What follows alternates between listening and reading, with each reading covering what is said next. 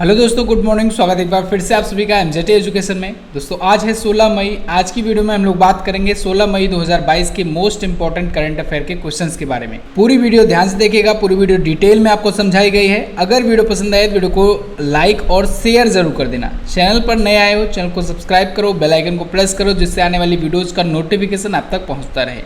इस वीडियो के PDF file और क्विज मिलेगी आपको हमारे एप्लीकेशन पर, तो गूगल प्ले स्टोर से जाकर के आप एमजेटी ऐप डाउनलोड कर सकते हैं। इसके अलावा बहुत सारे वीडियो कोर्सेज भी हैं दोस्तों, इनका भी आप लाभ उठा सकते हैं। ज़्यादा जानकारी के लिए व्हाट्सएप पर हमसे संपर्क करें।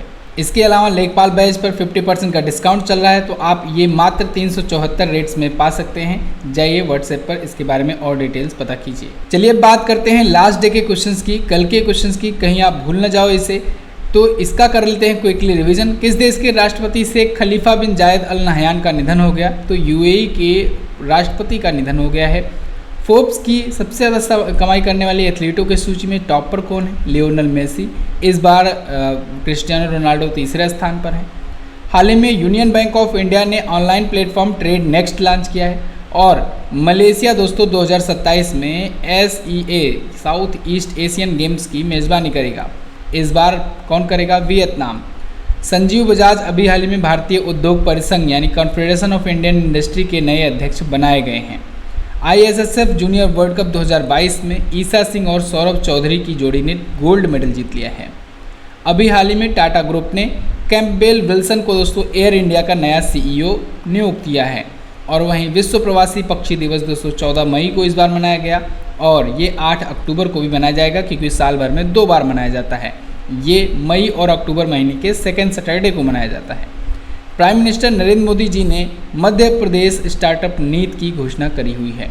और अभी हिंदी भाषा को बढ़ावा देने के लिए भारत ने UN में $8 लाख का योगदान दिया है। ये तो कल के क्वेश्चन थे जिनका आपने किया क्विकली रिवीजन। बात करेंगे उन 2 क्वेश्चंस की जो मैंने आपसे पूछ रखे थे कल। तो भारतीय पुरातत्व सर्वेक्षण का हेडक्वार्टर कहाँ पर है? नई दिल्ली में है। भारतीय चुनाव आयोग के पहले चुनाव आयुक्त कौन थे? सुकुमार सेन। क्लियर है? इन दोनों क्वेश्चंस के बारे में बहुत सारे लोगों ने डिटेल्स के साथ आंसर किया था। मैंने आपसे सबसे कहा था आप लोग को 3-3 पॉइंट लिखने हैं, तो काफ़ी लोगों ने 3-3 पॉइंट्स लिखे, काफ़ी अच्छा लगा। ऐसे ही आप लोग से जो क्वेश्चन पूछे जाए दोनों के 3-3 पॉइंट रिलेटेड जरूर लिखा करो। अब बात करेंगे आज के दिन के क्वेश्चन की। तो दोस्तों कल बहुत बड़ी खुशखबरी आई इंडिया के लिए। इंडिया ने पहली बार इतिहास में दोस्तों थॉमस कप पर कब्जा जमा लिया है। थॉमस कप जो है जीत लिया है इंडिया। पहली बार थॉमस कप जीत करके इतिहास रच दिया है। बैडमिंटन का ये टूर्नामेंट होता है। देखिए थॉमस कप और उबेर कप एक साथ ही होता है।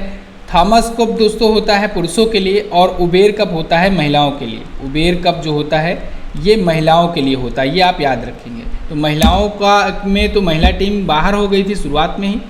थॉमस कप आगे बढ़ी, इसमें पुरुष की भारतीय पुरुष टीम और इंडोनेशिया जो कि 14 बार की चैंपियन थी, इसको हरा करके इंडिया ने जीत लिया थॉमस कप। तो पुरुष भारतीय टीम ने दोस्तों पहली बार ये थॉमस कप जीत लिया है और 14 बार की चैंपियन इंडोनेशिया को 3-0 से फाइनल में हरा करके जीत लिया है। थॉमस कप जीतने वाला भारत बन गया है 6ठा देश। भारतीय पुरुष बैडमिंटन टीम को दोस्तों खेल मंत्री अनुराग ठाकुर जी ने 1 करोड़ रुपए देने की घोषणा करी। और वहीं भारतीय बैडमिंटन संघ के जो अध्यक्ष हैं हेमंत विश्व शर्मा जी, इन्होंने भी भारतीय पुरुष बैडमिंटन टीम को 1 करोड़ रुपए देने की घोषणा करी है।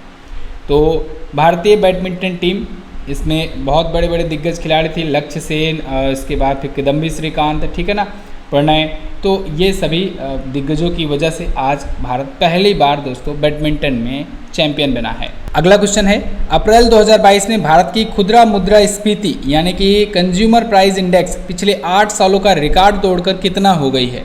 तो ये हो गई दोस्तों 7.79%। अगर आप दोस्तों मेरी सभी वीडियोज़ को फॉलो करते होगे तो इस पर मैंने आपको एक वीडियो दी हुई थी, भारत में महंगाई जो बढ़ रही है उस पर लेकर के, ठीक है।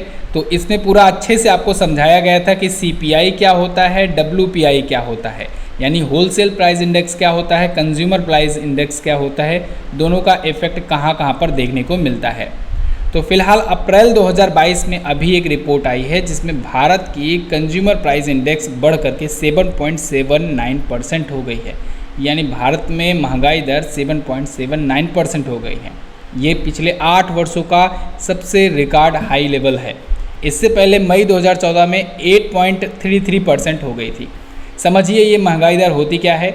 जब दोस्तों सप्लाई में कमी आ जाती है और डिमांड अधिक हो जाती है, तब वो वहाँ उस स्थिति में होता है मुद्रास्फीति, जिसे कहते हैं महंगाई। अब इसमें ये कितनी दर से महंगाई बढ़ रही है, इसे कहते हैं महंगाई दर या कहें मुद्रास्फीति दर। ठीक है, तो ये बढ़ गई है 7.79% हो गई है। आरबीआई को कहा गया है कि आरबीआई इसे 4% ±2% पर रखे, यानी 2% कम, ठीक है ना, 4% से 2% कम और 4% से 2% अधिक, इतना ही रखे, यानी कि कहें सीधा सीधा 2% से 6% के बीच में रखे। लेकिन दोस्तों रिजर्व बैंक इस टाइम पर नाकामयाब रही है, यहाँ पर 7.79% पहुँच गया है, यानी 6% से काफ़ी ऊपर पहुँच गया है। तो इसमें डेफिनेटली सरकार की नीतियों की भी जिम्मेदारी है, आरबीआई की भी पॉलिसीज़ की भी जिम्मेदारी है। ठीक है, अब इसमें क्या होगा, इसको कंट्रोल करने के लिए आरबीआई ने स्टेप उठाना भी शुरू कर दिया है। आपको पता होगा अभी आरबीआई ने कुछ दिन पहले ही रेपो रेट में 0.4%, जिसे कहते हैं हम लोग 40 बेसिस पॉइंट, और कैश रिजर्व रेशियो जिसमें 0.5%, जिसे हम लोग कह सकते हैं 50 बेसिस पॉइंट, इसमें वृद्धि कर दी। तो अब नया रेपो रेट है 4.40% और CRR यानी कैश रिजर्व रेशियो है 4.50%। जैसे कि मैंने आपको बताया, दोनों टॉपिक पर आपको वीडियो दी जा चुकी है, जिसको मैंने आपको अच्छे से डिटेल में समझाया हुआ है। तो अगर और अच्छे से डिटेल में समझना है तो आप लोग जो डेडिकेटेड वीडियो आती है उनको भी ज़रूर देखा करो, उससे आपको बहुत सारी जानकारियाँ मिलेंगी। अच्छा, साथ ही साथ यहाँ पर देखो, रेपो रेट तो आप जानते हो क्या होता है, मोटा मोटा समझ लो कि जब आरबीआई से छोटी छोटी बैंक के जब उधार लेती हैं तो उनके बदले जो उनको इंटरेस्ट देना पड़ता है उसे कहते हैं रेपो रेट। और कैश रिजर्व रेशियो वो होता है, समझ लो कि बैंकों को एक निश्चित अनुपात में कैश रखना होता है। तो इसमें भी दाम बढ़ गया, यानी कि समझ लो कि आरबीआई ने मार्केट से एक प्रकार से रुपए को खींच लिया, ठीक है ना, सर्कुलेशन कम कर दिया। जब सर्कुलेशन कम हो जाता है तब फिर महंगाई दर पर कंट्रोल पाया जाता है। ठीक है, तो ये है कारण कुछ, इनको आप जानिए। अच्छा, सीपीआई जो होता है ये होता है कंज्यूमर प्राइस इंडेक्स, यानी कि ऐसा प्राइस इंडेक्स जो फुटकर जो खुदरा जो लेते हैं, रिटेल में चीज़ें सामान लेते हैं, उस पर अगर महंगाई बढ़ती है तो उसे कंज्यूमर प्राइस इंडेक्स के तहत जोड़ा जाता है। और अगर होलसेल में कुछ खरीदा जाता है तो उस पर अगर कोई महंगाई बढ़ती है तो उसे WPI के तहत जोड़ा जाता है। दोनों पर बहुत ज़्यादा अंतर मैंने आपको बताए हुए थे, उस वीडियो में आप जरूर देखिए, कल या परसों में आई थी। अगला, हाल ही में किस देश ने तत्काल प्रभाव से गेहूं के निर्यात पर प्रतिबंध लगाया? तो दोस्तों अभी हाल ही में भारत ने तत्काल प्रभाव से गेहूं के एक्सपोर्टेशन पर बैन लगा दिया है।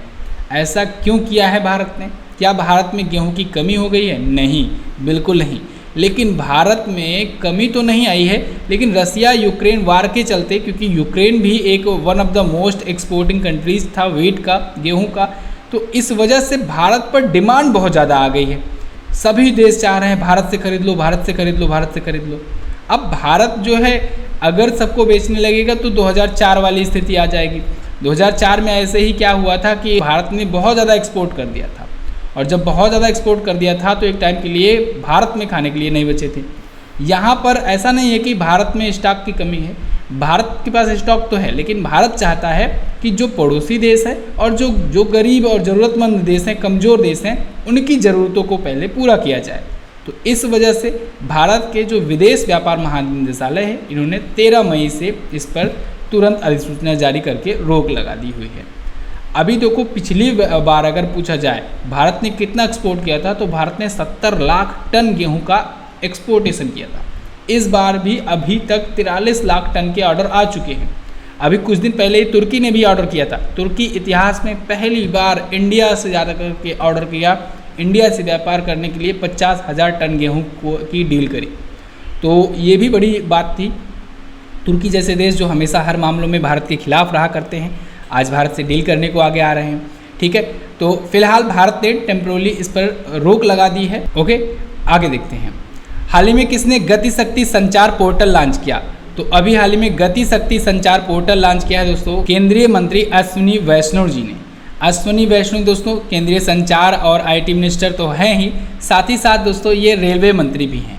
तो इलेक्ट्रॉनिक्स और IT मंत्री और साथ ही साथ रेलवे मंत्री अश्विनी वैष्णव जी ने इस पोर्टल का शुभारंभ किया है। ये पोर्टल क्या होगा कि जो भी टेलीकम्युनिकेशन सर्विस प्रोवाइडर हैं, उनके आवेदकों को एक सामान्य एक पोर्टल पर आवेदन करने के लिए प्लेटफॉर्म उपलब्ध कराएगा। तो गति शक्ति संचार पोर्टल, ये भी आप याद रखेंगे। अगला क्वेश्चन है, हाल ही में केंद्रीय मंत्री अमित शाह ने कहां पर राष्ट्रीय साइबर फॉरेंसिक लैब खोली है? तो दोस्तों केंद्रीय मंत्री अमित शाह जी ने अभी हाल ही में हैदराबाद में राष्ट्रीय cyber forensic lab, national cyber forensic lab का उद्घाटन किया है। ये बहुत इंपॉर्टेंट क्वेश्चन है दोस्तों। जो भी साइबर क्राइम होते हैं, साइबर से रिलेटेड जो भी मामले आएंगे, उनके लिए ये रिस्पॉन्सिबल होगा ये लैब, ठीक है। तो ये सेंट्रल फॉरेंसिक साइंस लैब में ये खोला गया है हैदराबाद के कैंपस में। 35.51 करोड़ की इस पर लागत आई हुई है। ये जो नेशनल साइबर फॉरेंसिक लैब होगा दोस्तों, इसमें साइबर मामले देखे जाएंगे। अब ये हैदराबाद से रिलेटेड क्वेश्चन है, तो हैदराबाद से हम लोग जो पिछले दिनों के करंट अफेयर आए हैं उनका रिवीजन कर लेते हैं। हैदराबाद में ही दोस्तों भारत का पहला डॉग पार्क खोला गया। दुनिया का पहला ओपन रॉक म्यूजियम भी हैदराबाद में उद्घाटन हुआ है इसका। भारत की पहली फ्लो केमिस्ट्री टेक्नोलॉजी हब का उद्घाटन अभी किया गया। मुंबई और हैदराबाद, इसको tree city of the world की मान्यता मिली है, जिसमें हैदराबाद लगातार दूसरी बार दोस्तों ये मान्यता पाया हुआ है। विंग्स इंडिया 2022 का आयोजन हैदराबाद में हुआ। माइक्रोसॉफ्ट का सबसे बड़ा डेटा सेंटर भी हैदराबाद में खोला गया। और वहीं हैदराबाद में ही स्टैचू ऑफ इक्वलिटी, जो कि रामानुजाचार्य जी की 216 फीट की ऊंची प्रतिमा है, इसका उद्घाटन किया 5 फरवरी को प्राइम मिनिस्टर नरेंद्र मोदी जी ने। वहीं देश का पहला पूर्ण महिला स्वामित्व वाला FLO औद्योगिक पार्क यानी फिक्की लेडीज ऑर्गेनाइजेशन का औद्योगिक पार्क हैदराबाद में खोला गया। ये हैदराबाद से रिलेटेड क्वेश्चन थे। हैदराबाद स्वयं अपने आप में कहाँ पर है? तो ये तेलंगाना की राजधानी है। तेलंगाना देखोगे आप इंडिया के मैप में, यहाँ पर है। ये भारत के किन किन राज्यों से अपना बॉर्डर शेयर करता है? तो आंध्र प्रदेश से 2 जून 2014 को अलग ही हुआ था, इससे शेयर करता है। छत्तीसगढ़ से शेयर करता है, महाराष्ट्र से और कर्नाटका से भी अपना बॉर्डर शेयर करता है तेलंगाना। के चंद्रशेखर राव TRS पार्टी से यहाँ के CM है। गवर्नर है तमिलिसाई सौंदरराजन। सतीश चंद्र शर्मा जी यहाँ के चीफ जस्टिस है, ठीक है। हुसैन सागर, निजाम सागर और भद्रकाली झील आप याद रखेंगे। अगला क्वेश्चन देख लेते हैं। अगला क्वेश्चन है, हाल ही में किस वैज्ञानिक को टेम्पल्टन पुरस्कार 2022 से सम्मानित किया गया? तो अभी हाल ही में फ्रैंक विल्जेक को दोस्तों टेम्पल्टन पुरस्कार 2022 से सम्मानित किया गया। फ्रैंक विल्जेक यहाँ पर आपको दिख रहे हैं। ये दोस्तों भौतिक वैज्ञानिक है, यानी कि फिजिक्स के साइंटिस्ट हैं और नोबेल प्राप्त करता है, यानी नोबेल पुरस्कार भी ये पा चुके हैं फिजिक्स के क्षेत्र में। 2004 में इनको नोबेल पुरस्कार मिला था भौतिकी के क्षेत्र में, और अभी इनको टेम्पल्टन पुरस्कार 2022 मिला हुआ है। टेम्पल्टन पुरस्कार दोस्तों बेसिकली उन व्यक्तियों को दिया जाता है जो विज्ञान और अध्यात्म इन दोनों पर एक साथ काम करते हैं, और इसकी वजह से इनको दिया गया है। ये लाइफ टाइम अचीवमेंट अवार्ड होता है, यानी कि लाइफ टाइम की अचीवमेंट के लिए अवार्ड दिया जाता है, और ये दुनिया का सबसे बड़ा व्यक्तिगत लाइफ टाइम अचीवमेंट अवार्ड माना जाता है। $1.3 मिलियन का इसमें पुरस्कार दिया जाता है। टेम्पल्टन पुरस्कार दोस्तों टेम्पल्टन फाउंडेशन के द्वारा दिया जाता है। 1972 से शुरू हुआ था, और अब तक ऐसे 6 व्यक्ति हुए जो नोबेल भी पाए हुए हैं और टेम्पल्टन पुरस्कार भी पाए हुए हैं। तो अभी फ्रैंक विल्जेक को भी मिला। अच्छा, एक और इन्फॉर्मेशन देना चाहूँगा दोस्तों। रेलवे में आप देख रहे हो दोस्तों, RRB में 2021 से क्वेश्चंस पूछ रहा था, तो 2021 के लिए ब्रह्मास्त्र करंट अफेयर की ई-बुक है, आप इसको जा करके ले सकते हो। हर एक चैप्टर को कैटेगरी वाइज बहुत ही अच्छे से डिटेल एक्सप्लेनेशन के साथ दिया गया है, बहुत ही सरल भाषा में दिया गया है, 100% कवरेज है। तो आप जा करके इसे MZT ऐप से ले सकते हो। हिंदी और इंग्लिश दोनों लैंग्वेज में अवेलेबल है, आप किसी भी लैंग्वेज में से ले सकते हो। इसके अलावा हर महीने की ई-बुक तो आती ही है, इसको भी आप ले सकते हो अपनी इंटरेस्ट के मुताबिक। तो चलिए, CHSL का भी एग्जाम आ रहा है, उसके लिए भी ये यूजफुल होगा। अगला, हाल ही में किस राज्य में टोमेटो फ्लू का पहला मामला देखा गया? तो टोमेटो फ्लू पर दोस्तों पहला मामला केरल में देखने को मिला है। टोमेटो फ्लू ये एक प्रकार का बहुत ही अद्भुत टाइप का बीमारी फैल रही है दोस्तों दक्षिण भारत में। ये 5 वर्ष से कम उम्र के जो बच्चे हैं उनमें देखने को मिल रहा है। इसमें हथेलियों में या बॉडी के सभी पार्ट्स में छोटे छोटे लाल लाल टमाटर जैसे चकत्ते पड़ जाते हैं। इसी वजह से इसे टोमेटो फ्लू कहा गया है। ध्यान रखिएगा, टोमेटो फ्लू का मतलब ये बिल्कुल नहीं है कि ये टमाटर से फैला वायरस है या फिर टमाटर के कुछ गुण पाए जाते हैं, ऐसा कुछ नहीं। टोमेटो फ्लू इसीलिए नाम दिया गया है क्योंकि इसमें लाल लाल छोटे छोटे टमाटर जैसे चकत्ते पाए जाते हैं, ठीक है ना, जो टमाटर जैसे दिखते हैं। इस वजह से इसे टोमेटो फ्लू कह दिया गया है जल्दबाजी में। तो टोमेटो फ्लू है ये, टोमेटो फ्लू या टोमेटो फीवर, ये तेज़ी से फैल रहा है। केरल में अभी एक साथ कोल्लम में 80 मामले सबसे पहले देखने को मिले। इसके बाद धीरे धीरे केरल से और आसपास के राज्यों में ये फैलना शुरू किया है। केरल के बहुत सारे ज़िलों में ये फैल गया है। ठीक है, 5 वर्ष से कम उम्र के बच्चों में ये देखने को मिल रहा है। पूरे शरीर में टमाटर जैसे लाल चकत्ते पड़ जाते हैं, प्यास नहीं लगती है, तेज़ बुखार होता है। इस टोमेटो फ्लू के लक्षण हैं ये। इस पर भी मैंने आपको वीडियो दी थी, आप इसको भी देख सकते हैं। केरल आया है, इसके बारे में जानिए। केरल आप मैप में देखोगे यहाँ पर है, दक्षिण भारत में है केरला। तिरुवनंतपुरम यहाँ की राजधानी है। सीएम है पिनरई विजयन, सीपीआईएम पार्टी से। आरिफ मोहम्मद खान यहाँ के गवर्नर हैं। एस मणिकुमार यहाँ के हैं चीफ जस्टिस। क्लियर है। अगला देखते हैं। हाल ही में उत्तर प्रदेश का महाअधिवक्ता किसे नियुक्त किया गया? यूपी लेवल के जो लोग तैयारी कर रहे हो दोस्तों, उनके लिए बहुत इंपॉर्टेंट क्वेश्चन है। उत्तर प्रदेश का नया एडवोकेट जनरल नियुक्त किया गया है अजय कुमार मिश्रा को। अजय कुमार मिश्रा एडवोकेट जनरल हैं और दुर्गा शंकर मिश्रा हैं चीफ सेक्रेटरी, ठीक है ना, मुख्य सचिव। दोनों का नाम आपको याद रखना है। ये रहे अजय कुमार मिश्रा, वरिष्ठ अधिवक्ता हैं उत्तर प्रदेश के। तो इनकी नियुक्ति अभी हाल ही में राज्यपाल आनंदीबेन पटेल जी ने की है। आनंदीबेन पटेल जी उत्तर प्रदेश की राज्यपाल हैं और राज्यपाल ही नियुक्ति करता है। देखिए, राज्यपाल नियुक्ति करेगा महाधिवक्ता की, राष्ट्रपति नियुक्ति करेगा महान्यायवादी की। महान्यायवादी यानी कि अटॉर्नी जनरल ऑफ इंडिया। यहाँ पर है महाधिवक्ता यानी एडवोकेट जनरल। आप लोग हमें कमेंट करके बताओगे भारत के वर्तमान में महान्यायवादी कौन है। अच्छा, उत्तर प्रदेश के मुख्य सचिव तो आप जान ही गए, दुर्गा शंकर मिश्रा। अभी दोस्तों, अभी कुछ दिन पहले मुकुल गोयल को डीजीपी के पद से हटा दिया गया। उनकी जगह पर अभी अतिरिक्त प्रभार मिला है देवेंद्र सिंह चौहान को। तो उत्तर प्रदेश के नए डीजीपी के रूप में अभी अतिरिक्त प्रभार संभाल रहे हैं देवेंद्र सिंह चौहान। अगला देखते हैं। फोर्ब्स की ग्लोबल 2000 की लिस्ट में कौन सी कंपनी शीर्ष स्थान प्राप्त करने वाली भारतीय कंपनी बनी? तो वो है रिलायंस इंडस्ट्रीज। फोर्ब्स की ग्लोबल 2000 फर्म्स की लिस्ट आई हुई है, जिसमें रिलायंस इंडस्ट्रीज इंडियंस कंपनीज में टॉप पर बनी हुई है। रिलायंस इंडस्ट्रीज दोस्तों 2 पायदान का इस बार इसको फ़ायदा हुआ है। पिछली बार 55वें स्थान पर थी, इस बार 53वें स्थान पर आ गई है। और फोर्ब्स की जो ग्लोबल ये लिस्ट तैयार की जाती है 2000 की, इसमें 2000 कंपनियों की, 2000 बड़ी कंपनियों की देखा जाता है कि बिक्री कितनी हुई है, प्रॉफिट कितना हुआ है, वैल्यूएशन कितनी है, मार्केट कैप कितना है। ये 4 मैट्रिक्स पर ये डाटा तैयार करके लिस्ट जारी की जाती है, जिसमें यहाँ पर रिलायंस इंडस्ट्रीज़ 53वें स्थान पर है। रिलायंस इंडस्ट्रीज आपको याद होगा पिछले फाइनेंशियल ईयर में $100 बिलियन का राजस्व कलेक्ट की थी। ऐसा हासिल करने वाली पहली भारतीय कंपनी बनी थी। मुकेश अंबानी इसके चेयरमैन हैं। अगला, हाल ही में यूरी एवरबक का निधन हो गया। यह किस खेल से संबंधित उम्रदराज खिलाड़ी थे? सबसे उम्रदराज खिलाड़ी थे। तो यूरी एवरबक दोस्तों ये ग्रैंड मास्टर थे। ये शतरंज के ग्रैंड मास्टर थे और सबसे उम्रदराज खिलाड़ी थे, जिनका अभी हाल ही में निधन हो गया है। इनका निधन 100 वर्षों की उम्र में हुआ है। यूरी एवरबक का 100 ईयर की उम्र में इनका निधन हुआ है। ये रसिया के रहने वाले थे। कहाँ के? रसिया के रहने वाले थे। 1954 में ये चैंपियन बने थे दोस्तों, और इनका अभी निधन हो गया है 100 साल की उम्र में। अंतर्राष्ट्रीय शतरंज महासंघ के द्वारा ग्रैंड मास्टर की उपाधि से इनको सम्मानित किया गया था। क्लियर? चलिए, तो बस दोस्तों ये तो थे आज के दिन के टॉप 10 करंट अफेयर के क्वेश्चंस। आई होप आपको वीडियो पसंद आई होगी। अगर पसंद आई है तो वीडियो को लाइक कर दीजिए, शेयर जरूर कर दीजिए। आज सभी लोग अपने अपने व्हाट्सएप स्टेटस पर लगाएंगे दोस्तों ये वीडियो का लिंक। ये मेरी रिक्वेस्ट है आप लोगों से, और आप लोग कोशिश कीजिएगा स्क्रीनशॉट दोस्तों व्हाट्सएप पर भेज दीजिएगा। देखते हैं आज कितने लोग लगाते हैं और स्क्रीनशॉट भेजते हैं व्हाट्सएप पर। काफ़ी अच्छा लगेगा। आप लोग के लिए मेहनत की जाती है दोस्तों, आप लोग भी थोड़ा सा तो कर ही सकते हो। चलिए बात करते हैं क्वेश्चन ऑफ द डे की। आज का पहला क्वेश्चन है आपके लिए, फोर्ब्स की सबसे ज़्यादा कमाई करने वाले एथलीट की लिस्ट में एकमात्र भारतीय कौन है? बहुत इजी क्वेश्चन है। फोर्ब्स से रिलेटेड आप जो भी क्वेश्चन हैं उनको भी बता सकते हो। एयर इंडिया की स्थापना कब हुई थी?